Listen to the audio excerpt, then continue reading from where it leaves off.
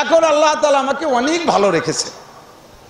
6 বার হজ উমরা করছি, 4টে ছেলেকে দিয়ে 5 বার উমরা করাইছি।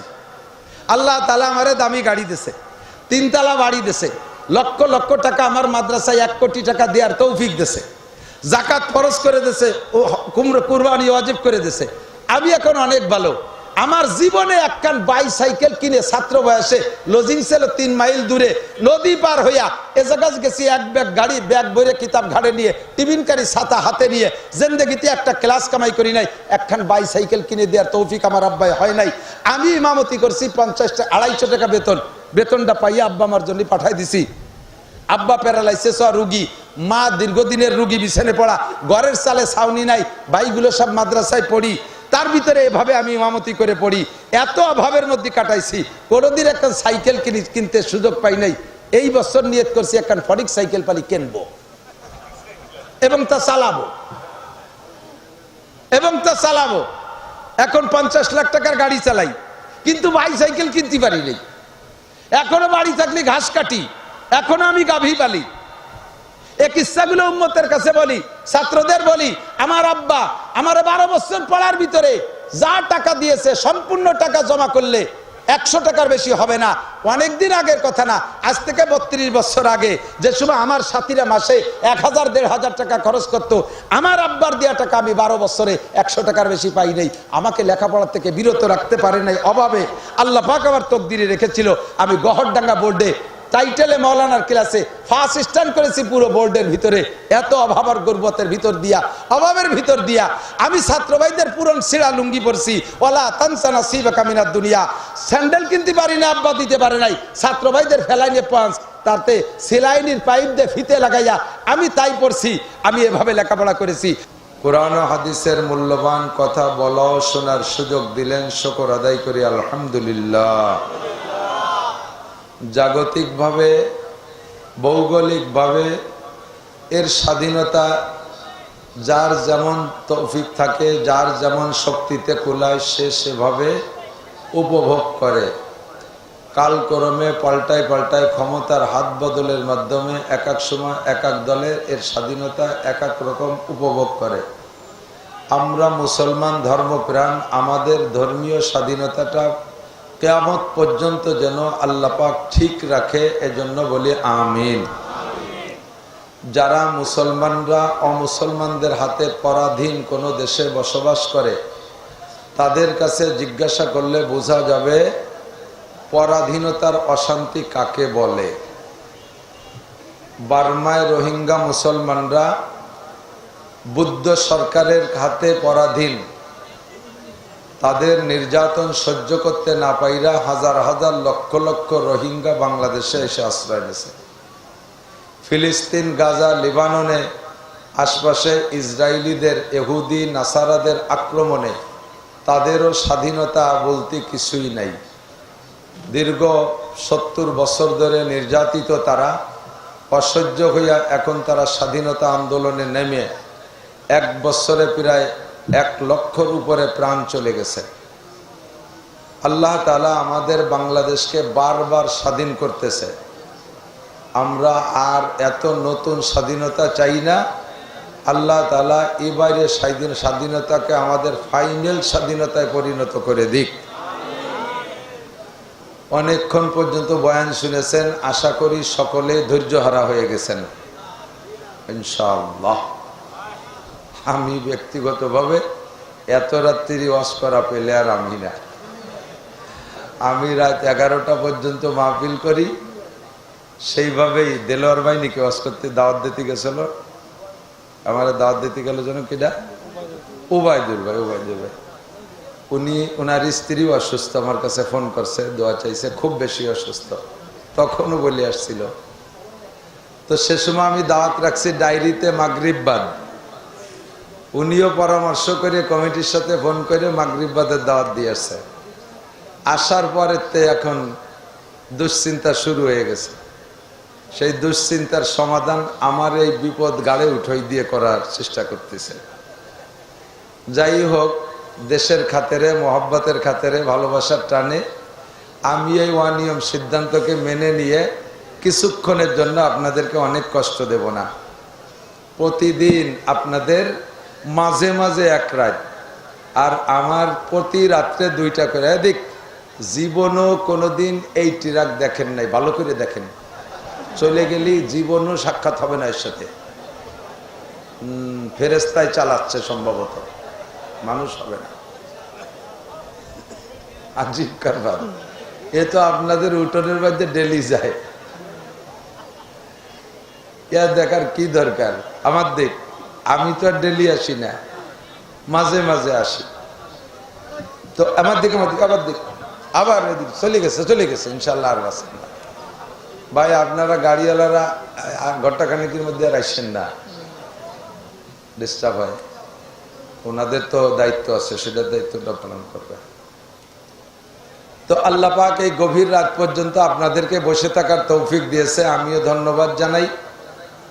এই বসে থাকাটা যেন কিয়ামতের ময়দানে কাজে লাগে। আমি, আপনি, আপনারা, আমরা সকলে সহ যেন একসাথে বিশ্বনবী মুহাম্মদুর রাসূলুল্লাহ সাল্লাল্লাহু আলাইহি ওয়াসাল্লাম এবং সাহাবায়ে কিরামদের সাথে একসাথে জান্নাতে যেতে পারি। আল্লাহ নসিব করে, বলেন আমিন।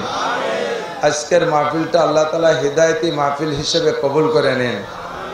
মাহফিল বর্তমানে বাংলাদেশে চলছে, এই মাহফিলের ভিতরে 3 দলের 3 উদ্দেশ্য চলতেছে। খুব খেয়াল, 3 দলের 3 উদ্দেশ্য। আগে আমাদেরটা বলে নেই, বক্তাদের একটা মোটা ইনকাম সোর্স, মোটা টাকা। আমি তো বলদ মানুষ, চাইয়ে নিতে পারি না, আমার কোনো পিএস রসুনও নাই। পিএসরা ফিকা ফকু করে বক্তাদের মোটা টাকা কামাই করে দিচ্ছে, তাতে তারাও ভাগ পায়। আমারে খাম একখান ধরায় দেয়, তা বাঁশের খাম না শালের খামটের বাইরে, খুলে যা দেয় তা দেখি। বাকি অধিকাংশ বক্তাদের মোটা একটা ইনকাম সোর্স আল্লাহ তৈরি করে দিয়েছে। 2 নম্বরে শ্রোতাদের একটা ধর্মীয় বিনোদন,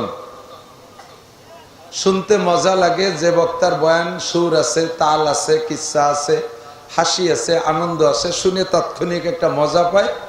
আবার নামটা মাহফিল, ওয়াজ মাহফিল, তাই নাম রাখছি ধর্মীয় বিনোদন উপভোগ শ্রোতাদের। এখান থেকে বাড়ি কিছু নিয়ে যাওয়ার দায়িত্ব নেই, শুনে এই জায়গায় হাসাহাসি কান্দাকান্দি পর্যন্ত শেষ। আর কর্তৃপক্ষ সব জায়গা না, জায়গায় জায়গায় এটা কর্তৃপক্ষের প্রাতিষ্ঠানিকভাবে একটা আয়ের সোর্স। মাঠে ভালো একটা কালেকশন হয়, এ দিয়ে মসজিদ মাদ্রাসার খানিকটা কাজ আগানো যায়, উস্তাদদের বেতন বাকি থাকলে দেয়া যায়। এই চলতেছে বর্তমানে মাহফিল। আগের মাহফিলের ভিতরে শ্রোতাদেরও ইখলাস ছিল, বক্তাদের ভিতরে তাকওয়া পরহেজগারি ইখলাস ছিল, আল্লাহর ওয়াস্তে শুনতো, শোনার পর আমল করত। কিন্তু যখন নিয়ত পাল্টে গেছে, দিক পাল্টে গেছে, তখন এর ক্রিয়াও শেষ হয়ে গেছে। মাহফিলের কোনো ফলাফল আমি স্বাভাবিকভাবে দেখতেছি না, খুব একটা, অল্প একটু দেখছি। সেটা হলো, আগে এত ঘন মাহফিল হতো না। আগে ঘন ঘন গান হতো, জারি, যাত্রা, কলসা, গাজীর গান, গুণযাত্রা, ভাব গান, বিচার গান, অনবিচার গান, বাউল গান, এরকম গান হতো না। এখন সেই গানগুলো মাহফিলের ওসিলায় কমে গেছে। এই একটা ক্রিয়া, বলি আলহামদুলিল্লাহ। এখন ওরাও গান মিলে, কিন্তু এই হারে শ্রোতা পায় না। সদরপুর আছেন আপনাদের, ফরিদপুরের একটা না, ওর ওই পাশে সরভদ্রসান একবার মাহফিল করে আসতেছি, আসার পরে হাজিগ্রাম মনে হয় ওই জায়গাটার নাম। দূরে থাকতে আমি মাহফিলে এরকম এসছে বেশি লোক পাইছি, 5-6 কিলোমিটার দূরে, প্রচুর লোক। বয়ান শেষ করে আসছি, গাড়িতে আসতেছি, শুনি রাত 1টার দিক ধুম ধাড়াক্কা গান, যৌথ কণ্ঠে 4-5 জন একসাথে গাচ্ছে। আমি আশ্চর্য যে 5-6 কিলোমিটার দূরে এত লোক ওয়াজে, তা এই জায়গায় এত রাত্রে গান হয়, এই জায়গা কারা শোনে? সেই গানটা কোন জায়গা? ভাগ্য ভালো, সেই গানের প্যান্ডেলের সামনে দিয়ে আমাদের রাস্তা। তো গেটে যখন আসছে, আমি ড্রাইভারে বললাম, দাঁড়া দি দেখি শ্রোতা কি পরিমাণ, এইভাবে ঝাঁকানাকা গান হচ্ছে। দাঁড়ায় দেখি গাছছে যারা, ওই 5 জন ছাড়া এর কেউ নাই। গেটের সামনে কয়টা কুত্তো, 2-3টে কুত্তো, 4 দোকান খোলা আছে। আমি বললাম, কিবা লোক নাই কে, কুত্তগুলো কোন যাইতে? কয়েকজন এই কুত্তো কটা ওগের সাথে আছে বলে আছে, আর এই এলাকার কোনো কুত্তও বসে না। আগে আমরা আফসোস করতাম, গানের মাঠে মানুষ, ওয়াজের মাঠে মানুষ নেই। এখন ওরা আফসোস করে, ওয়াজের মাঠে সব মানুষ, গানের মাঠে কোনো মানুষ নেই। আলহামদুলিল্লাহ, ওয়াজের বদৌলতে এই একটা ইনকাম তো আমাদের হয়েছে, নাকি বলেন? এজন্য শুকর আদায় করি আলহামদুলিল্লাহ। শেষ ফিনিশিং কথা অল্পের ভিতরে শেষ করে দেব, সেটা হলো আমরা মন চাহি কিছু বলার জন্য মাঠে আসি না। এখন লেখাপড়ার যুগ প্রায় শেষ, ছেলে মেয়ে সকলে শিক্ষা থেকে বিমুখ হয়ে যাচ্ছে, লেখাপড়া করতেই চায় না।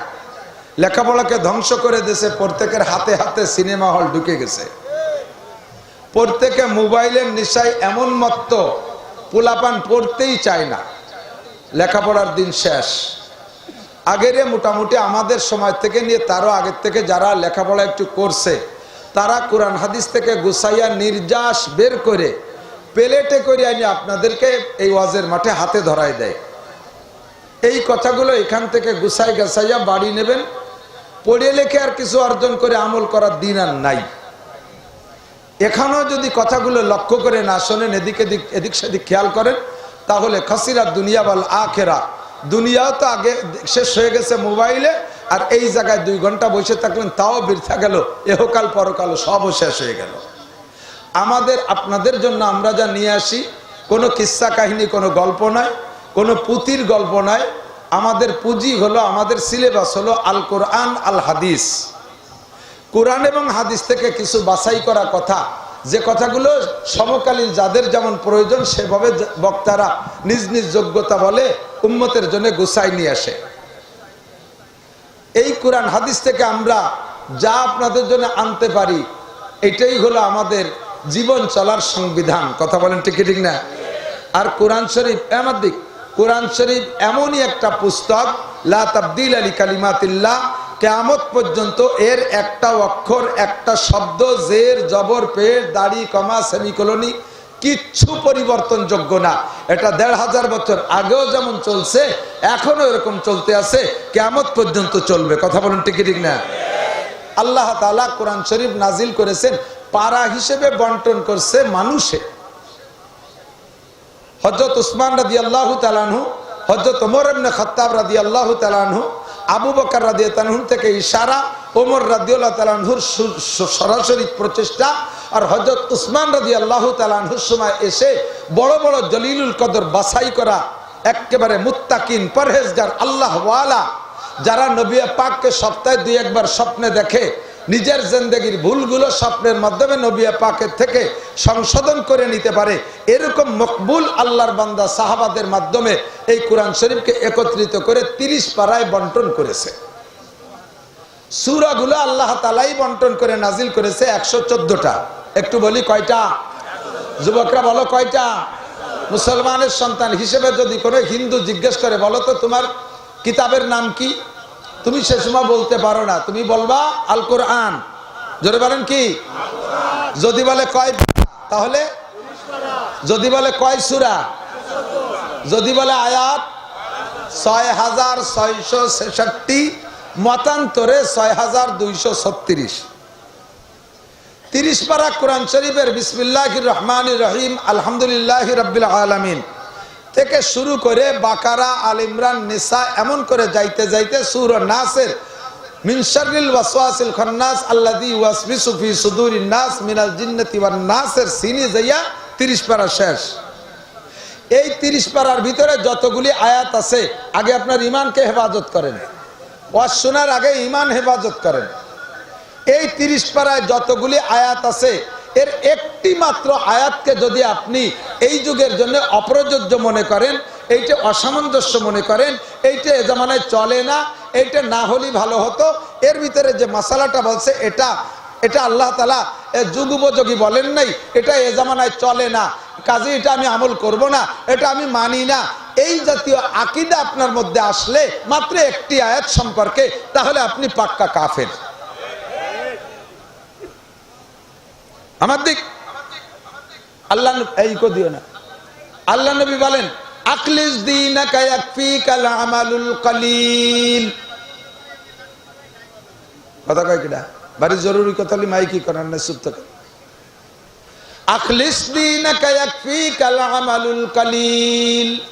যত আমল করব সব আমলকে কাজে লাগানোর জন্য আগে লাগবে ইমানটা ফ্রেশ, ইমান পরিচ্ছন্ন, ইমান পবিত্র, ইমান থাকতে হবে শিরিক মুক্ত, ইমান থাকতে হবে কুফর মুক্ত, ইমান থাকতে হবে ভেজাল মুক্ত। কথা বলেন ঠিক ঠিক না?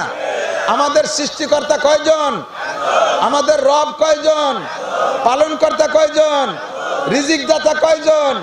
শেখ হাসিনা, খালেদা জিয়া, জিয়া আর ইরশাদ, দুনিয়ার কোন নেতা, জগতের কেউ, কোন রাজা বাদশাহ, শিল্পপতি, কোটিপতি, রাষ্ট্রপতি, ভগ্নিপতি কেউ আমাকে রুজি দিতে পারে? সৃষ্টিকর্তাও যে, রিজিক দাতাও। এই জমিনও কার? কুলিল্লাহুম্মা মালিকাল মুলক, এই জগতের মালিক কে? আল্লাহর। যদি জমিন হয় আল্লাহর আর আমরাও সৃষ্টি আল্লাহর, তাহলে এই জগতে মানব জাতির পরিচালনার সংবিধান হবে কার? বিশ্বাস করেন? সত্য? আমলিগ করি, বিএনপি করি, জামাত করি, জাতীয় পার্টি করি, আটরশি, চন্দ্রপাড়া, মানিকগঞ্জ, সুরেশ্বর, ভোজেশ্বর, ইনায়তপুর, বাহাদুরপুর, শরীয়তপুর, মাদারীপুর, ফরিদপুর, যত দল আছে সব থাইয়ে বেড়ানগে, সব মিলে ইমানদারে আগে পাক রাখেন, ইমানের মধ্যে কোনো ভেজাল নাই। আমার সংবিধান দেবে একমাত্র আল কোরআন, তার ব্যাখ্যা দেবে আল হাদিস। কথা বলেন, কোরআন আর হাদিস, কোরআন আর। দুনিয়ার কোন মানব রচিত সংবিধানের মধ্যে শান্তি দেখেছি? মুরব্বীরা আমার চেয়ে বেশি দেখছেন।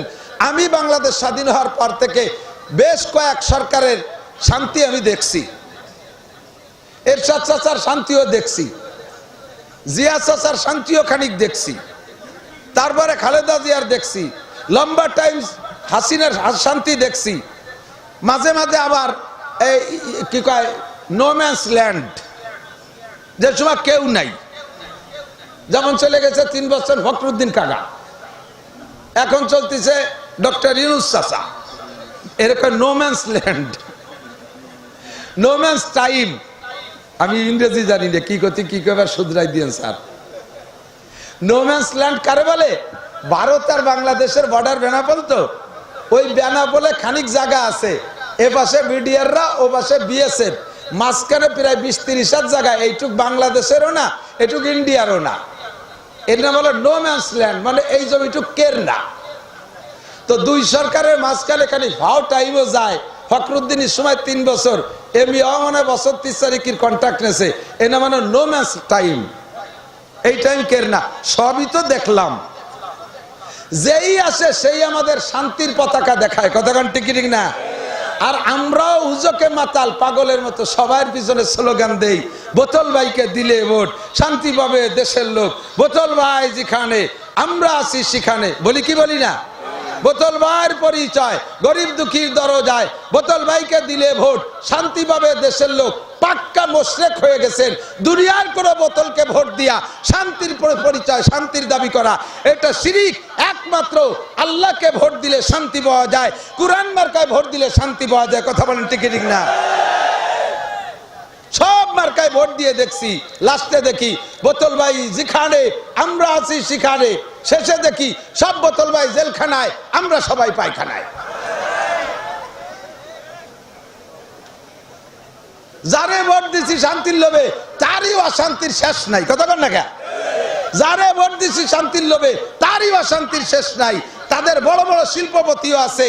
কোন শিল্পপতির খবর আমি জানি, তার নিজের মুখে আমি শুনেছি, বলে আমাকে ছেড়ে দাও, আমার 80,000 কর্মচারী, আমাকে ছেড়ে দাও, আমার 80,000 কর্মচারী, তাদের বেতন ভাতা দিতে হবে আমাকে। উনার টাকা নিয়া এই 80,000 কর্মচারীতে সুখে শান্তিতে আছে।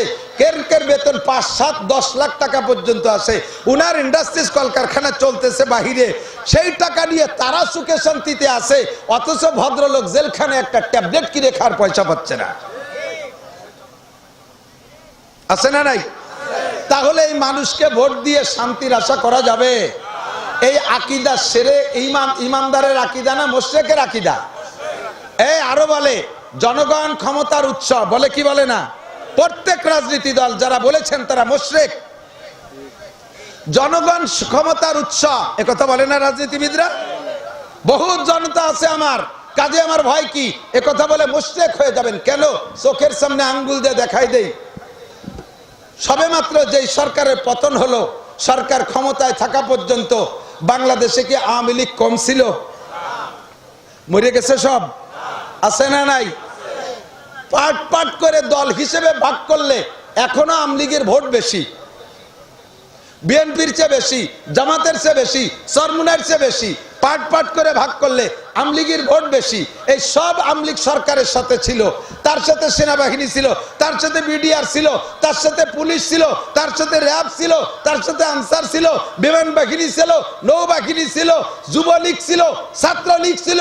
এত জনগণ সাথে রয়েছে, তার সাথে বাংলাদেশের সব অস্ত্র রয়েছে, অথচ নিরস্ত্র কয়টা পোলাপানের স্লোগানে সমস্ত অস্ত্রধারীরা ফেলাই দিয়ে কোন জায়গায় দিয়ে কিনা কোহানে পলাইছে সাইডিয়া, তার কোনো খবর নাই। কথা বলেন ঠিক ঠিক না? এতেই প্রমাণ করে জনগণ ক্ষমতার উৎস। এই ভাষালারা কইনি, জনগণ ক্ষমতার উৎস। ক্ষমতার উৎস কে? আখলিস দীনকা ইয়াকফিকাল আমালুল কলিল। তোমার ঈমানকে খাঁটি করো, ঈমানকে পিওর করো, অল্প আমলই নাজাতের জন্য যথেষ্ট হইবে।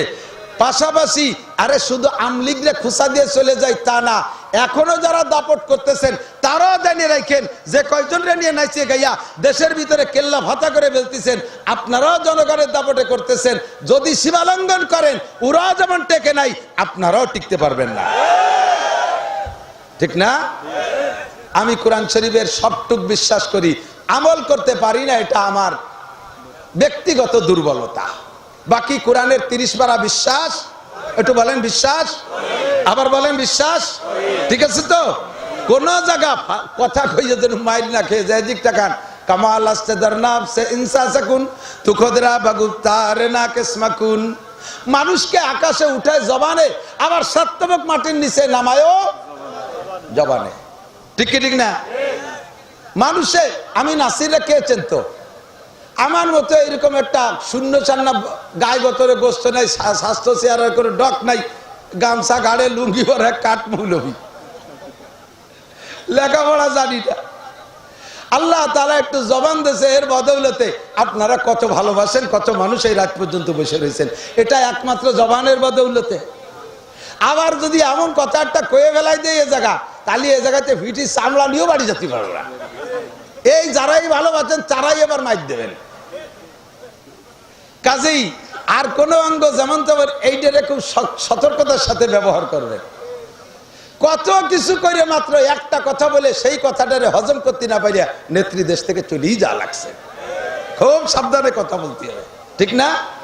এজন্য এ কথাগুলো বারবার এজন্য বলতেছি, ইমানের খাতিরে আপনি সতর্কতার সাথে কথা বলবেন। আমার উস্তাদ হযরত মাওলানা আকিল আলী সাহেব রহমাতুল্লাহ আলাইহি হুজুর বলতেন, মিয়া যা কিছু করো না কেন, এই ছাত্র বয়সে ছাত্রদের বুঝাইতেন, ইমামতি করো, টিউশনি করো, লজিংই পড়াও, মাঝে মাঝে একটু টুকিটাকি ব্যবসা করো, অর্থের লোভে, পয়সার প্রয়োজনে, যাই করো না কেন ফাঁকে খেয়াল রাখবা যেন হাতে ফার না লাগে। বোঝেন? ফার বোঝেন? আগে ঢেকিতে ধান বানতো না, ডেকিরে ফারানু কয়তো, ফারানু বলে না? তো ডেকিতে ধান বানে, এর ভিতরে দুইজনের দুই কাজ। একজন হলো ডেকিরে লাইতে হবে, এটা কয় ভাড়ানু। ওই ভাড়ানুওয়ালাই এক কাজ করে, খালি লাইতে হয় ডেকি। আর আইলিয়ে দিয়ে আর একজনের পরিচর্যা করে, ওরে কি কয়, আইলিয়ে কয় না? এখন তো এ পরিভাষাগুলো শেষের দিক, এর নাই এখন। আর 10 বছর পরে যে যদি ডেকিছিল, ডেকিছিনি মানে একটু আগে তো ডেকিতে ভাত খাই আসলাম, মনে হয় যে ডেকি তরকারি। তো ডেকিতে ধান পাড়ার জন্য একজনে আইলিয়ে দেয়, আইলিয়ে দিয়ে আলার 5 কাম। এই উদাহরণগুলোর থেকে সবক নিয়ে নিতে হবে। আইলিয়ে দিয়ে আলার কয় কাম? তবলিগির মহল্লায় কয় কাম? 5 কাম। তবলিগির মহল্লায় কয় কাম? 5 কাম। আইলিয়ে দিয়ে আলারও 5 কাম। 1 নম্বরে আইলিয়ে দিয়া। আইলিয়ে দেওয়ার মধ্যে আবার ক গ্রুপ, খ গ্রুপ, গ গ্রুপ আছে, ফাল্টা, সাইলে, কাড়া, ঠিক আছে না? এই 3 গ্রুপের তরতিব ঠিক রাখা লাগে, ক্লাসিফিকেশন করে রাখা লাগে। ওর ভিতরে নোটের মধ্যে হাত দিয়ে 2 ফারের মাঝখানে আবার এইরকম আলগায় দেয়, এর নিচের তো তলে উপরে উঠে দিয়েছে। আমি এ ভালো রে জানি, ছোটবেলায় মারে ডেলি 1 পইয়ে দান বানিয়ে দিয়ে পরে স্কুলে যেতাম, এই জন্য সব আমি জানি। এরপরে এই কাজগুলো বসে থাকার এক কাজ। 2 নম্বরে একটা মাইয়ে দুধ খায়, বগলের ভিতর দিয়ে মাথা ডুয়ে দিয়ে তার ওই আলি দেওয়ার মধ্যে দুধও খাওয়ায়। 3 নম্বরে ব্যারাকের অফিসার রয়েছে, তাকে সাথে দরবার সারতিছে ওই আলি দিয়া বিটি। 4 নম্বরে উঠোনে চারটে দান নাড়ছে, তা আসে খাইয়ে যায় যদি কুনসি দেশে আস খেদায়। 5 নম্বর উনার আবার একটু উক্কা খাওয়ার অভ্যাস, সেই উক্কা ধরে মাঝে মাঝে একটা টান দেয়। এই 5 কাম চলে জীবনে। 10-20 বছর ধরে এইভাবেই দান আলি দিয়ে আসতেছে, চলবে মরা পর্যন্ত। কতদিন চলবে? যতদিন পর্যন্ত হাতে ফার না লাগে। নোটের মধ্যে হাত দেশে ওই সময় উক্কায় সুকটান দিতে যে যদি নোটেতে হাত উঠতি ভুলিয়ে যায়, তাহলে ফারান্ডুয়ালার ডেকি তো আসতেই তালে আছে, মুনাই তো মারতেই তালে আছে। হাতের মাথা যদি শেষে যায় তাহলে উক্কা খাওয়াও শেষ, আইলি দিয়াও শেষ, মাইরে দুধ খাওয়ানিও শেষ, ব্যারাকের গল্প শেষ, আস্তাড়ানুও শেষ। কথা বলেন ঠিক ঠিক না? তুমি আমলিগ করো, বিএনপি করো, জামাত করো, জাতীয় পার্টি করো, যে পীরের মুরিদ হও, যা কিছু করো, ক্ষেত খামার করো, ব্যবসা বাণিজ্য করো, চাকরি বাকরি করো, জেনারেল পড়ো, যা কিছু করো না কেন, সব কিছুর ভিতরে তোমার আকলিস দিয়ে রাখা, খেয়াল রাখবা তোমার ইমানের হাতে যেন ফার না লাগে। কোন দলের সমর্থন করতে যে যদি তুমি কোরআনের গায়ে আঘাত দিয়ে বসো, কোন দলের দলীয় প্রভাবে যদি আল্লাহর কোরআনের গায়ে আঘাত দিয়ে বসো, উলামায়ে কিরামের গায়ে আঘাত দিয়ে বসো, নবী রাসূলের গায়ে আঘাত দিয়ে বসো, ইসলাম বলে তুমি কথা বলো, তাহলে তোমার ইমানের গায়ে ইমানের হাতে ফার লাগবে। এতে লস কি? আপনি কাফের হয়ে যাবেন। কি হবেন? কাফের হবেন। কাফের হওয়া পর্যন্ত কাফের হলে কি হবে? কাফের হলে কাফের হবে। কাফের হলে আরো বেকায়দা আছে। 1 নম্বরে কাফের হলে আপনার বউটা মুসলমান, তালাক হয়ে যাবে। এই বউ নিয়ে আর ঘর করতে পারবেন না। যদি করেন জিনার গুনাহ হবে। এরপরে যদি এই মিলনের ভিতর দিয়ে করে সন্তান হয়, ওটা হারামজাদা, যারও সন্তান, জাইরুর বাচ্চা হবে। ভালো করে মনে রাখেন, একটা আয়াতকে অস্বীকার করলে আপনি এত বড় বিপদ। আপনি যদি বিনা তওবায় আবার কলেমা না পড়ে মরে যান, আপনার জানাজা করা জায়েজ নাই, কাফন পরানো জায়েজ নাই, মুসলমানের কবরস্থানে দাফন হবে না। কথা বলেন ঠিক ঠিক না? এজন্য 30 পারা কোরআন শরীফের A to Z আমল করতে পারি আর না পারি, আল্লাহর কালাম সংবিধান সত্য, এরই মধ্যে শান্তি নিহিত, আর কোথাও শান্তি নাই, এ কথায় একমত থাকতে হবে সবসময়। আছেন তো একমত? আছেন তো একমত? মাশাআল্লাহ, জাযাকুমুল্লাহ। হাত দেখতে চাই না, অন্তর থেকে বিশ্বাসটা ঠিক রাখেন। 30 পারা কোরআন শরীফ 114 সূরার ভিতরে যুবকরা অল্পর ভিতরে কয়েকটা কথা বলে দেব, মুরব্বীরাও খেয়াল করবেন না তা না, তবে যুবকদের টার্গেট এজন্যই করি যে বুড়োরা এমনি ভালো হয়ে গেছে, চোখে পাওয়ার নাই। আগে দিনের বেলা তারা দেখতে হলে রাত্রিও পায়খানার দরজা খুঁজে পায় না চশমা ছাড়া। আগে লোহা খালি হজম হয়ে যেত, এখন সাদা যাও খালি যেরকম খাই ওরকম বার হয়ে চলে যাবে বেশ দিয়া, ঠিক না? আগে মধুকালী সুগার মিলিতে মুট মুট ধরে চিনি খাইছেন, এখন মিষ্টির দোকানের সামনে দিয়ে আটলিও 32 ডায়াবেটিস। এই কারণে বিভিন্ন কারণে আপনি এখন ভালো হয়ে গেছেন। এই জন্য বুড়োকে ভালো বানানোর ওয়াজের আমার দরকার নাই। যেই যুবকরা মদ, গাঁজা, ইয়াবা, ফেন্সিলিন, হিরোইন, পরের দোকান ভাঙো, লুট করো, এ করো, তা করো, সন্ত্রাসী করো, রাহাজানি করো, অপহরণ করো, ধর্ষণ করো, বিড়ি খাও, সিগারেট ইত্যাদি ইত্যাদি আকাম করো, তোমাদের যুবকদের জন্য ভালো হওয়ার জন্য কয়েকটা সবক 30 পারা কোরআন শরীফের 114 সূরার মধ্যে একটা সূরা থেকে পুরো 1 রুকু পড়ে ফেলাইছি, সবটুকের কাছেও যাইতে পারবো না তর্জমা করতে গেলেও। সূরাটার নাম সূরা লুকমান। শুধু এই নামটার কথা বলতে যাই আমার সময় শেষ হয়ে যাবে। সূরার নাম সূরা মান হাকিম। নাম তো অবশ্যই শুনেছেন আপনারা, না কিতাবে না পড়লেও বক্তাদের কাছ থেকে শুনেছেন। ব্যক্তি একজন হাবশি গোলাম, বিশ্ব কালো, লুকমানে হাকিম। হেকমত থেকে ওনার নামের সাথে হাকিম শব্দ লাগানো হয়েছে। হেকমতের অনেক তর্জমা। হেকমত মানে বিচার, হেকমত মানে চিকিৎসা, হেকমত মানে কি বলা হয় প্রকৌশলী, প্রকৌশল। তো হেকমত থেকে হাকিম, হাকিমের মানে বিচারক, হাকিমের মানে ইঞ্জিনিয়ার, হাকিমের মানে ডাক্তার। সর্বশ্রেষ্ঠ তর্জমা হলো হাকিমের, যেই লোকটা উপস্থিত লাখ লাখ মানুষ থাকলেও প্রত্যেক মানুষের রুচি আর চাহিদা যাচাই করে সমস্ত মানুষকে স্টেজে বৈশা একাই সবাইরে কিছু না কিছু খোরাক দিয়ে শেষ পর্যন্ত বসায় রাখতে পারে যেই লোকটা, ওই লোকটা সবচেয়ে বড় হাকিম। কারণ এর ভিতরে বুড়োরা আছে কান্নাকাটি রস পছন্দ করে, হাসা হাসি ভালো লাগে না। মাঝারি বয়সী যারা আছে তারা আদা পাকা আদা কাঁচা চাইলেও নিয়ে এরা হাসি কান্না জড়াই পছন্দ করে। যুবকরা কান্না পছন্দ করে না, হাসা হাসিটা একটু পছন্দ করে। এই সব দলরে কিছু দিয়ে বসায় রাখতে পারে যেই লোকটা, ওই লোকটা হলো সর্বশ্রেষ্ঠ হাকিম। তো লুকমানে হাকিমের ভিতরে আল্লাহ তাআলা এই যোগ্যতা দিয়েছিলেন, এজন্য উনি হাকিম। উনি নবী না, উনি ওলি, আল্লাহর ওলি। বোঝেন, আল্লাহ পাক ওনার জ্ঞান, বিদ্যা, প্রজ্ঞা, আমল, আখলাক, আদব, আদর্শ, শিষ্টাচার, কালচার, চাল চলন, ইবাদত, বন্দেগী, ফরজ, ওয়াজিব, সুন্নাত, মুস্তাহাব ইত্যাদি আমল দেখা আল্লাহ পাক খুশি হইয়া ওনাকে প্রস্তাব দিলেন, লুকমান তুমি কি ওলি হতে চাও না তুমি নবী হতে চাও? লুকমানে হাকিম জিজ্ঞেস করলেন আল্লাহ পাকের কাছে, আল্লাহ ওলি আর নবীর মধ্যে পার্থক্য কি? আল্লাহ বললেন, নবী হলেন উম্মতের জিম্মাদারি পালন করতে হবে, আমার পক্ষ থেকে যেই বার্তা যাবে উম্মতের কাছে পৌঁছানোর দায়িত্ব তার। ইয়া আইয়ুহার রাসূল বাল্লিগ মা উনজিলা ইলাইকা মির রাব্বিক, নবী হইলে তার আমার সামনে কিয়ামতে কাঠগড়ায় দাঁড়িয়ে আমার প্রদত্ত জিম্মাদারি যথাযথ পালন করেছে কিনা এই জবাব আমার কাছে দিতে হবে। এইটা হলো নবীদের জিম্মাদারি। তবে তাদের মর্যাদা এত বেশি, সারা দুনিয়ার সমস্ত মানুষ যদি ওলি হইয়া যায়, সারা দুনিয়ার সব মানুষ যদি ওলি হইয়া যায়, আর এই সব ওলিকে যদি এক পাল্লায় রাখা হয়, 2.5 থেকে 3 লক্ষ নবী রাসূলদের ভিতরে সবচাইতে ছোট্ট একজন নবীকে যদি আর এক পাল্লায় রাখা হয়, সমস্ত ওলিদের চাইতে একজন নবীর পাল্লা ভারী হইয়া যায়। নবীদের বিশাল জিম্মাদারি, ওলিদের এই জিম্মাদারি নাই। ওলিদের জিম্মাদারি তোমার ব্যক্তি জীবনের আমলের হিসাব দিয়ে তুমি পার হয়ে চলে যাও, জান্নাতে যাও। আর নবীদের জিম্মাদারি গোটা উম্মতের জবাব দিতে হবে।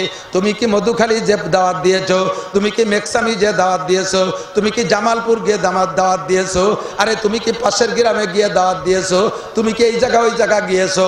যদি কোনো জায়গা যাইতে বাকি থাকে, নবীকে কাঠগড়ায় দাঁড়াইয়া এই জবাব দেওয়া লাগবে, কেন তুমি যাও নাই।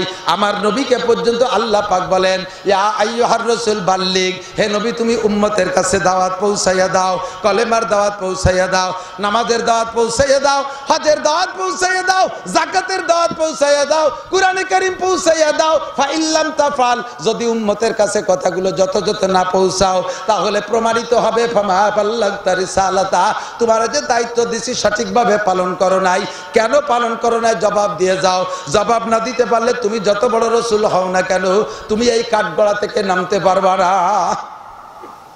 লুকমানে হাকিম বললেন, আল্লাহ নবী হইলে এত বড় জিম্মাদারি আর ওলি হইলে এত সহজ ব্যবস্থা, কাজেই আল্লাহ আমি নবী হব না, আমি ওলি হব।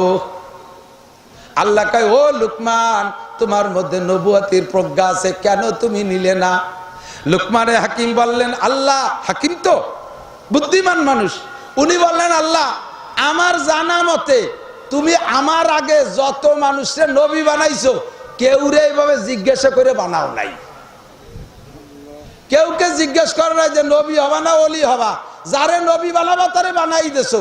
তুমি আমারে নবী বানাবা না বলেই তো জিজ্ঞেস করছো। নবী বানালি তোমার প্রস্তাব ডাইরেক্ট জিবরাইলের মাধ্যমে আমার সার্টিফিকেট দিয়ে দিতে, আমার গাড়িতে পতাকাটা উড়োই দিতে। আমি এই জন্য বুঝছি যে তুমি আমার নবী বানাবা না। তবে আমি তুমি আমার সাথে প্রতারণা করছো তা না, আমি যদি তোমার প্রস্তাব গ্রহণ করি। আল্লাহ কি প্রতারক? আল্লাহ কি প্রতারক? আল্লাহকে উনি চাইলে দিয়ে দিতেন, কিন্তু উনি আল্লাহকে এভাবে বলিয়া এড়াই গেলেন যে না, আমি আল্লাহ তোমার ওলি হব। তো আল্লাহ তাআলা ওনাকে ওলি বানায় নিলেন। ওলি হলে লাভ কি? আপনারা আমরা তো কেউ নবী হতে পারবো না, আল্লাহর ওলি হব, বলেন আমিন। ওলি হলে লাভ কি? আল্লাহ বলেন, ওলির বহু আসল আউলিয়া, আলা ইন্না আউলিয়া আল্লাহি লা খাউফুন আলাইহিম ওয়া লা হুম ইয়াহজানুন। যারা আল্লাহর ওলি হয় তাদের দুনিয়া আখিরাতে কোনো জায়গা ভয়ও নাই, টেনশনও নাই, বিনা হিসাবে পার করেন। সুবহানাল্লাহ। আল্লাহ যেন আমাদের ওলি হওয়ার তৌফিক দান করে। এই লোকটার পরিচয়, বংশ পরিচয়, উনি গোলামের বেটা, গোলাম। বোঝেন নাই? গোলাম, জীবন ভরে গোলাম শোনেন একটু, যদি জানা থাকে তো ভালো, না জানা থাকলে গোলাম ডারে বুঝে নেন। গোলাম কারে কয়? গোলাম সেম কোয়ালিটি অফ আপনার বাড়ির গরু। আপনার বাড়ির গরু, আপনার বাড়ির গরুর উপরে আপনার যেমন কর্তৃত্ব, গোলামের উপরে গোলামের মালিকের ওইরকম কর্তৃত্ব।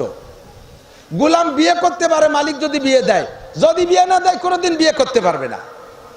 যদি গোলামরে বিয়ে দেয় মালিকে, বিয়ে করে বউ আনবে, মিলন তারা করবে, সন্তানও তারা জন্ম দেবে। এই সন্তানরে মালিকে ইচ্ছা করলে আটেনি বেশি বেলায় দিতে পারবে, মা বাপ ঠেকাতে পারবে না। আপনার বাড়ি গাইডা কিনে নিয়েছেন, সাথে একটা বাছুর আনছেন, দুধ ছাড়াই নেই, গাইডারে রেখে বাছুরটারে বেশি বেলায় দেন, এই গাইতি কি আপনার নামে আন্দোলন করতে পারে? দেন কাকা আপনি কত বড় বেইনসাফ, আপনার মতো আনাড়ি হয় না, আমার এই দুধের বাচ্চারে বেশি বেলায় দিলেন, আপনার ডারে বেশলে আপনার কিরম থাকতো? কোনোদিন কি গাইতিয়ে করতে পারে? আবার বাছুরটা রয়েছে দুধ ছাড়াই নেই, তার মারে জবই দিয়ে আপনার মাইয়ের বিয়েতে রুটোই খাওয়াই দিচ্ছেন, এই বাছুরটা কি কোনোদিন করতে পারে? আপনার মতো আনাড়ি মালিক হয় না। কপালটা ফুলাইছে, আপনার বাড়ি আইছে, চোখের সামনে আমি দুধ ছাড়ালাম না, আমার মা ডারে জবই দিয়ে খেয়ে বেলায় দিলেন। এ জায়গা যেমন তাদের কোনো অভিযোগের কোনো তোয়াক্কা করা হয় না, সেম গোলাম বান্দিও ওইরকম এক জাতের মানুষ ছিল। এই গোলাম পদ্ধতি আমার নবী তুলে দিয়েছেন দুনিয়া থেকে, বলেন আলহামদুলিল্লাহ। লুকমানে হাকিম এরকম একটা গোলাম ছিলেন। চেহারা যারা সৌদি গেছেন, যারা হজে গেছেন বা পশ্চিমা দেশের কালো মানুষ দেখছেন, তারা সাক্ষী দেন। হাবশি কালো যারা, এ কালোর কোয়ালিটি আলাদা। বাঙালি কালো এমন এমন কালো আছে, নাক চোখ মুখের কোয়ালিটি এত সুন্দর, অনেক ফর্সার চাইতে ভালো দেখা যায়। আরে হাবশি কালা জায়গায় যদি বসে থাকে, দুটি একটারে মনে হয় যেন মানুষটা জঙ্গলের থেকে কোনো প্রাণী উঠে এসে বসে রয়েছে। ঠোঁট দুটে মোটা মোটা, চোখ দুটি একটু, মাথার চুল কুকরি মুকরি, আঙ্গুলের মোটা মোটা সর্বি কলার মতো, হাত পাও বালি বাঙ্গুর মতো ভাইটিয়া করে চৌচি রয়ে গেছে।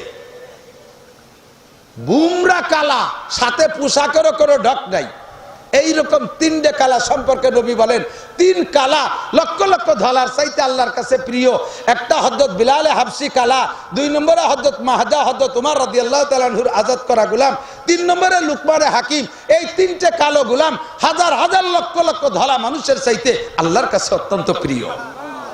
বিলাল হাবশির কিসসা তো জানেন। নবী মেরাজে যাইয়া জান্নাতের মধ্যে হাঁটতেছে, তো জান্নাতে নবীকে অনার করার জন্য হুররা নীরবে দাঁড়িয়ে আছে, গেলমানরা নীরবে দাঁড়িয়ে আছে, সুদর্শন পিরানিরা চুপ করে দাঁড়িয়ে আছে। পুরো জান্নাতের ভিতরে একটা টু শব্দ নেই। আমার নবী নীরবে জিবরাইলের সাথে হাঁটতেছে, জান্নাত দেখতেছে, চোখ শীতল করতেছে। কিন্তু এর মধ্যে মাঝে মাঝে সামনে, কখনো পিছে, কখনো ডাইনে, কখনো বামে, চটাত চটাত করে খড়ম পায়ে দেওয়ার যে শব্দ, খড়ম খড়ম চেনেন নাকি? আর একটা পুরন কথা উঠলাম কয়েকটা আল্লাহ জানে। খড়ম, কাঠের খড়ম, এখন তো খড়ম নাই, কাঠের খড়ম পায়ে দিয়ে হাঁটছে যারা মুরব্বীর কর, চটাত চটাত চটাত শব্দ হতো না? এইরকম শব্দ আসতেছে জান্নাতের মধ্যে থেকে। হুজুর জিবরাইলকে বললেন, জিবরাইল আইয়ু সৌতিন হাজিহি, এই নীরব নিস্তব্ধ পরিবেশের ভিতরে এই টকটক শব্দ কোত্থেকে আসে? এই শব্দটা তো শব্দ কর্নেওয়ালারা দেখি না, আবার শব্দ। হযরত জিবরিল জবাব দিলেন, হে আমার দিক, হাজা খুফুকু নালাই বিলালিক, হুজুর এটা আপনার বিলালের খড়মের আওয়াজ। কেউ শোনেও নাই সুবহানাল্লাহ বলো না। কাল সকালে কবেন সুবহানাল্লাহ। সুবহানাল্লাহ আপনি বলবেন, এখনই আপনার জান্নাতের মধ্যে একটা ফলদার গাছ লাগানো হয়ে যাবে। আর একটা লাগানো হয়ে গেছে, এটা হয়ে গেছে, দেরি হচ্ছে না, খালি লাগাতে হতেই তাহলে সকালে কয়ে নেন সুবহানাল্লাহ। বিলালের খড়মের আওয়াজ, বলেন সুবহানাল্লাহ। হুজুর দাঁড়িয়ে গেছে, আজা বিলাল কাবলা মজিফিল জান্নাহ, বিলাল কি আমার আগেই বেসতে চলে আসছে জিবরাইল? তো জিবরাইল বলে, লা হুয়া ইয়ামশি ফিদ দুনিয়া অতুসমা সাউতু বিল জান্নাহ, আপনার বিলাল জমিনে হাঁটতেছে, সেই খড়মের আওয়াজ জান্নাতের মধ্যে শুনতেছেন। হুজুরে কাইফা ইমকিনু হাদা, এটা কি করে সম্ভব? মাল ফারকু বাইনা দুনিয়া ওয়াল জান্নাহ, দুনিয়ার জান্নাতের মধ্যে কত দূরত্ব? ইয়ামশি ফিদ দুনিয়া তুসমা সাউতু বিল জান্নাহ, হাঁটে দুনিয়ায়, জান্নাতের মধ্যে খড়মের আওয়াজ, এটা কি করে সম্ভব? হযরত জিবরিল হুজুরকে বললেন, সাতাসমা বাদু, এখন সফরের কাজ সারি, এ বিষয়ে বর্ণনা দেব পরে। হুজুর জান্নাতের সফর সাইরা দুনিয়ায় আইসা ফজরের বাদে সাহাবায়ে কিরামদেরকে সামনে করে মেরাজের এই আজীব ঘটনা শোনাচ্ছে। এ ভাই, আশ্চর্য ঘটনা কিনা কথা বলেন। নবী বাইতুল মুকাদ্দাস গেলেন রাতারাত, সেখান থেকে 7 আসমান পার হইলেন, সেখান থেকে বাইতুল মামুর গেলেন, সেখান থেকে সিদরাতুল মুনতাহা গেলেন, সেখান থেকে আরশে আজিমে গেলেন। এভাবে জান্নাত জাহান্নাম সব দেখলেন। এ ঘটনা সচক্ষে দেখলেন। এ কথাটা আশ্চর্যের বিষয় কিনা? সাহাবায়ে কিরাম শুনতেছে আর চোখ বড় হয়ে রয়েছে। আর যাদের বিশ্বাস করার দরকার তারা বিশ্বাস করে করে কাঁদতেছে, আর যাদের হাসার দরকার তারা হাসিয়ে যাচ্ছে। এর মধ্যে বিলাল একটু দূরে বসা, হাফসি গোলাম তো, মোটা সোটা গায়ে গন্ধ, একটু দূরে বসা। নজর পড়ার সাথে সাথে হুজুর বলেন তা আল্লাহ দাইয়া কাছে আসো। ডাইকে কোলের মধ্যে বসাইছে, বুকের সাথে জড়াই ধরছে। সব সাহাবা চেয়ে রয়েছে, তাকায় রয়েছে। আল্লাহ কত সুন্দর সুন্দর সাহাবা, কেউ রে জড়াই ধরলো না, বিলাল রে জড়াই ধরলো। গালে মুখে কপালে তিনটে চুমো খাইয়ে কয় আইয়া আমালিন তা আমালু, বিলাল তুমি কি আমল করো? বিলাল কয় হুজুর এত সাহাবার ভিতরে কেউ রে কথা জিজ্ঞেস করলেন না, আমাকে জিজ্ঞেস করলেন কি আমল করি। কেন হুজুর জিজ্ঞেস করলেন কেন? সবাই যা করে আমিও তো তাই করি। হুজুর বলেন বিলাল স্বামী তো খুফুকা না লাইক ফিল জান্নাহ, জান্নাতের ভিতরে আমি আর কাহারও খড়মের আওয়াজ শুনি নাই, তোমার খড়মের আওয়াজ আমি জান্নাতের মধ্যে শুনে আসছি। বিলালের খড়মের আওয়াজ জান্নাতের মধ্যে হবে, আর বিলাল জাহান্নামী হবে? বিলালও কোন জায়গা? জান্নাতি। কাজেই তুমি জান্নাতি। শুনে বিলাল এবার বুকার মতো বুবাই বুবাই কাঁদতেছে। হুজুর আমি হাবশি গোলাম, আমার 14 পুরুষদের গোলাম, আমার গায়ে কোনো রং নাই, আমার কোনো জায়গা জমি নাই, আমার কোনো পদমর্যাদা নাই। আপনি এত মানুষের ভিতরে আমার খড়মের আওয়াজ জান্নাতের মধ্যে শুনছেন, এত বড় সুসংবাদ, এ তো মেনে নেওয়াও কঠিন, সহ্য করাও কঠিন। কথা বলেন ঠিক ঠিক না?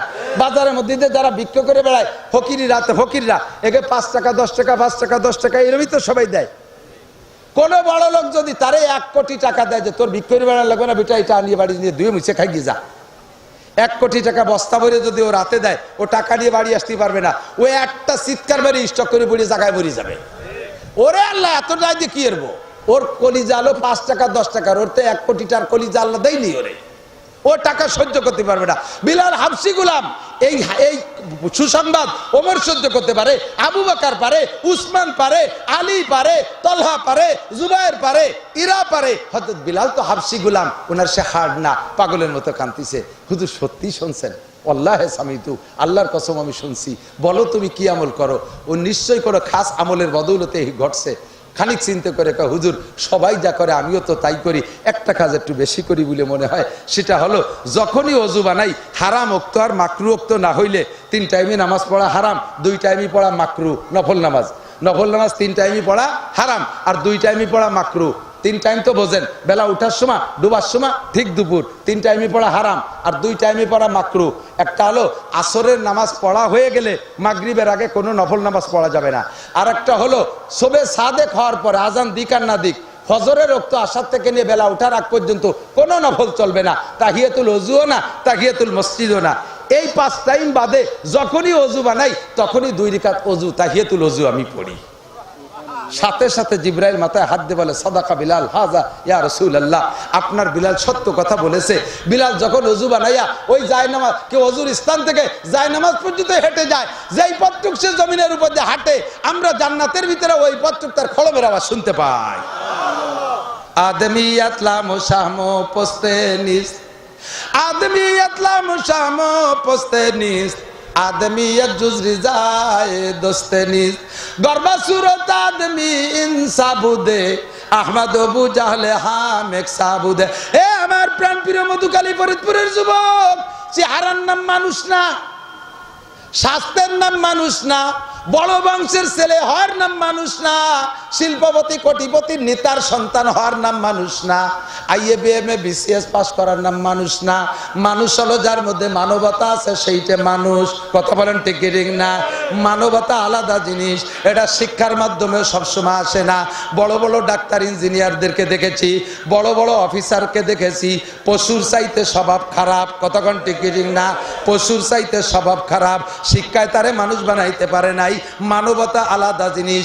এই মানবতা শিখতে হলে দুনিয়ার কোনো কোর্সের মধ্যে নাই, মানবতা আছে একমাত্র কোরআন আর হাদিসের শিক্ষা কোর্সের মধ্যে।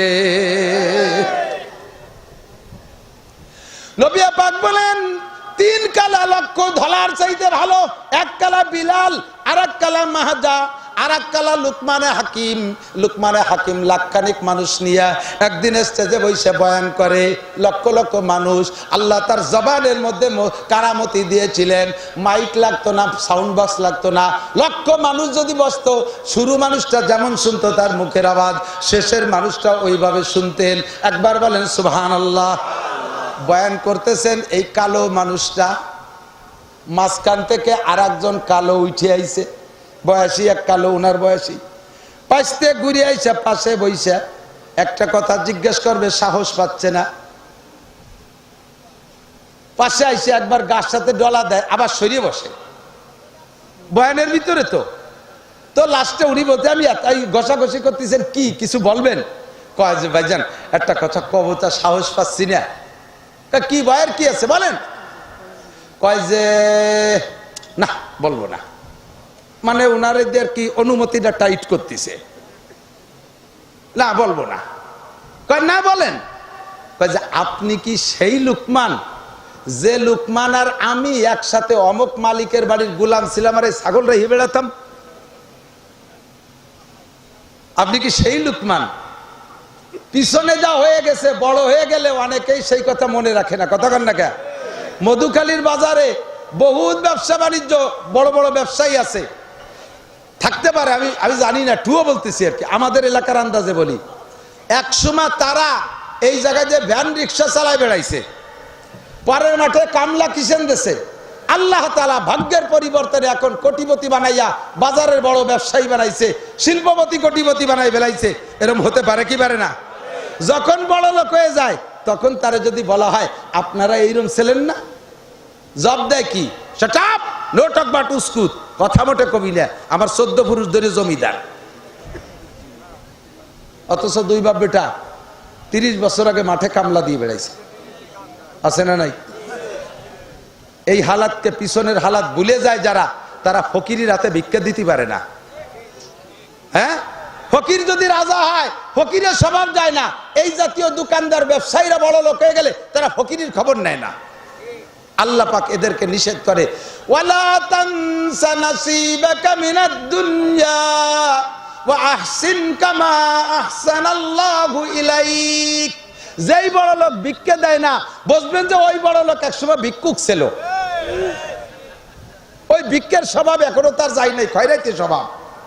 লুকমানে হাকিম বলে, বাবা কোনো লজ্জা শরমের কিছু না, আমি সেই লুকমান। আপনার নাম কি?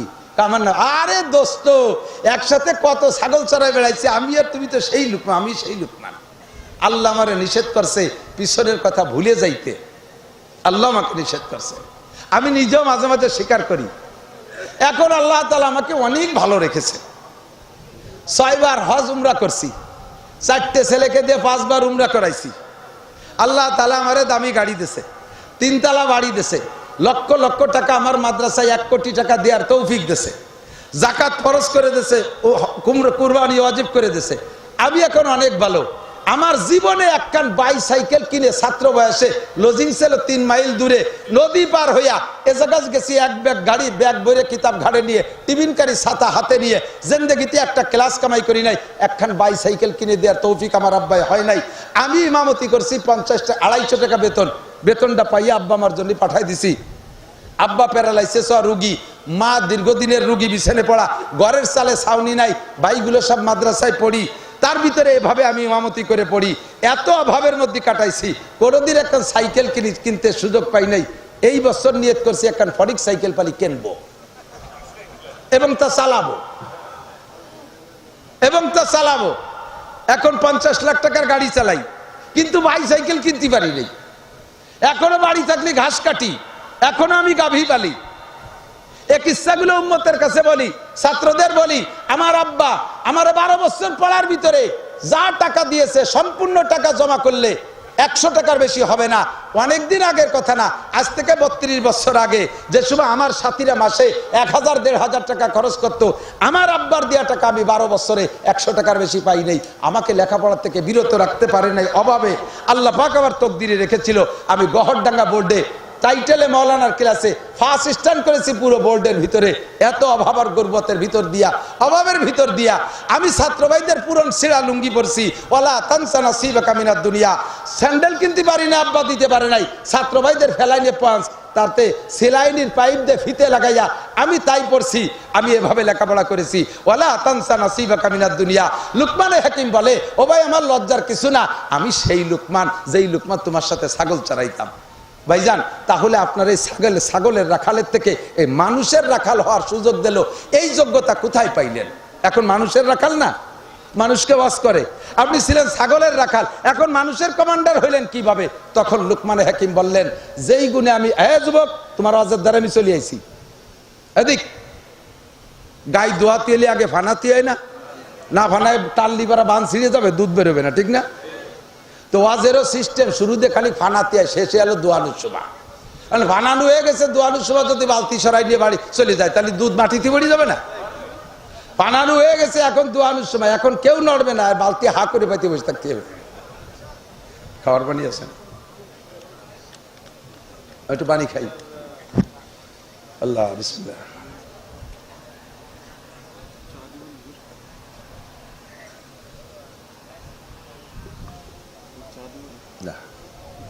কষ্ট হয়ে গেছে আপনাকে? অধৈর্য, অপ্রয়োজনীয় কিছু বলছি? বাস, ঠিক আছে। তো লোকমানে হাকিম বলেন, আমি যেমন ছাগলের রাখালের থেকে এখানে আসছি, তুমিও এখনো ছাগলের রাখালের থেকে চেয়ারে আসতে পারবা। ও যুবক, তুমি কখনো কোনো বক্তার ওয়াজ এ উদ্দেশ্যে শুনো না, শুনতে ভালো লাগে শুনতেছি, আমি তো আর কোনোদিন ওই চেয়ারে যাব না, অত খেয়ালুরি শুনি লাভ কি? মাথায় মাথায় দুই চারটে শুন নিতে যথেষ্ট।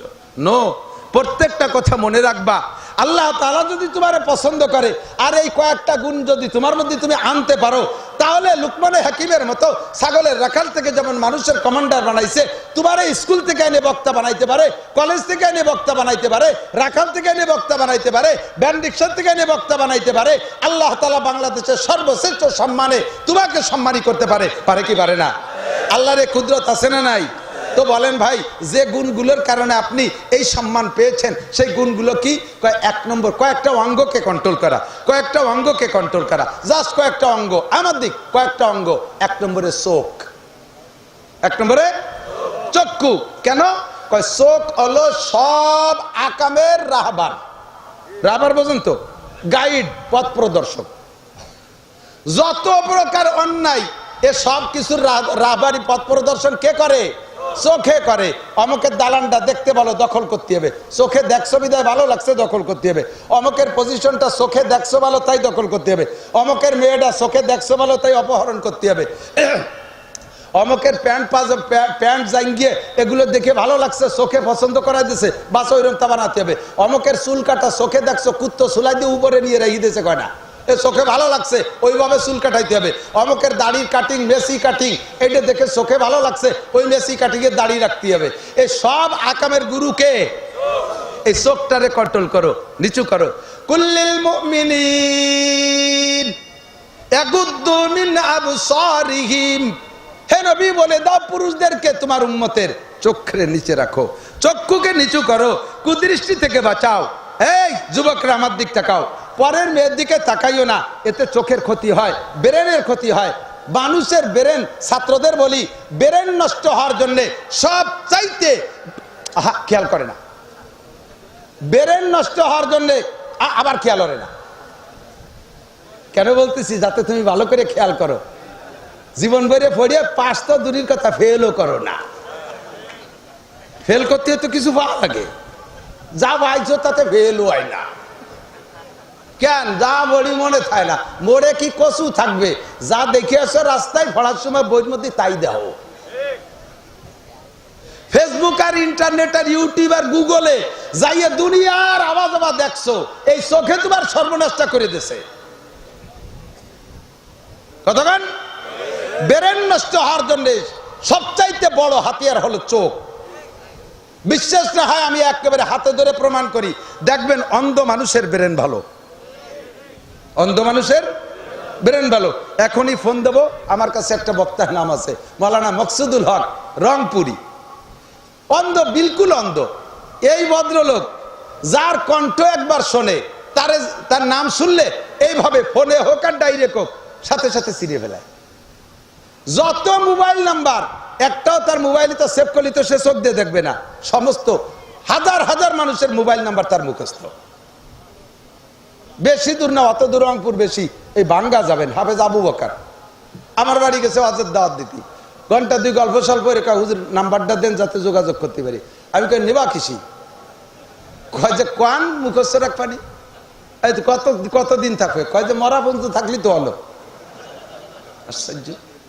আমি নাম্বার বলে দিছি, বলার পরে ঘন্টা খানিক আরো গল্প করছি, এবার হলো ইচ্ছে হয়ে যাতে ওর নাম্বার ভুলবো, এই ভাও গল্প আজে বাজে করে টেরে গেলাম। বলো তো কি আমার নাম্বার কত? 01712859380। আমারই দুটো সিম আছে, একটা মুখস্থ আছে আর একটা আমার মুখস্থ নাই। চোখে ব্রেনরে ধ্বংস করে দেয়। চোখরে কন্ট্রোল করো, চোখরে কন্ট্রোল করো। পরের মেয়ের দিক তাকাইস না, পরের সুন্দর দিক তাকাইস না, আজে বাজে ছবি দেখিস না। তাকানোর জায়গা আছে, আব্বার দিক তাকাও। একবার মহব্বতের সাথে তাকাবা, একটা কবুল হজের সওয়াব পাবা। স্ত্রীর দিকে তাকাবা, স্ত্রীর দিকে তাকাবা, তোমার আমলনামায় একটা নেকি কমপক্ষে লেখা হয়ে যাবে। সন্তানের দিক তাকাবা, নেকি লেখা হবে। ভাইয়ের দিক তাকাবা, নেকি লেখা হবে। বোনের দিক তাকাবা, নেকি লেখা হবে। ছেলে মেয়ের দিক তাকাবা, নেকি লেখা হবে। দাদা দাদির দিক তাকাবা, নেকি লেখা হবে। আল্লাহ চোখ দিয়েছে কোরআন দেখার জন্য, সেই চোখ দিয়ে কোরআন দেখলি না, নবেল নাটক দেখলি, ধ্বংস হয়ে যাচ্ছ। সেজন্য মাঠের থেকে যদি এখানে আসতে চাও, স্টেজের বক্তা হতে চাও, তাহলে তুমি 1 নম্বরে চোখরে কন্ট্রোল করো, আল্লাহর কোরআন দেখো, কিতাবাদি দেখো। 2 নম্বরে কান, এরে আজে বাজে শুনিস না। মানুষের দেহের ভিতরে যত অঙ্গ আছে, এই সব অঙ্গের একটা বিরতি আছে, সব অঙ্গের একটা বিরতি আছে। এদিক তাকান, 2টা অঙ্গ মানুষে মরা ছাড়া আর ঘুমানো ছাড়া তাদের বিরতি নাই। সজাগ আছি, চোখ বন্ধ করে থাকলাম, কিছু দেখি না, তাহলে চোখ বিরতি। সজাগ আছি, মুখ বন্ধ করে রাখলাম, জবান বিরতি। সজাগ আছি, আত্রে ঝুলে রাখলাম, কিছু পারবো না, হাত বিরতি। দাঁড়ায় থাকলাম, হাঁটবো না, পাও বিরতি, ঠিক না? চোখ বন্ধ করে রাখলাম, দেখবো না, চোখের বিরতি, ঠিক কিনা? কিন্তু কান আর না, কান আর কলম, মন আর এমিয়া তো ঘুমলিও চালু থাকতে হবে, তাই তো বাইসে থাকা যায় না। না, কান আর মন যতক্ষণ সজাগ থাকবেন, যত ফ্রি মাইন্ড করেন, মনে সব মুছিয়ে ফেলাও, এই মুছিয়ে ফেলতেও তো মনে একটা কিছু করা লাগে। মন কোনো সময় ফ্রি থাকে না যতক্ষণ সজাগ থাকে। আর কান, তাই কানডারে কাজে লাগাবা কোন জায়গা? ইস্তেমায়ে কওলে রহমান জিক্রে গোশ, তাতুয়ানি রোজ শব্দার জিক্রে কোশ।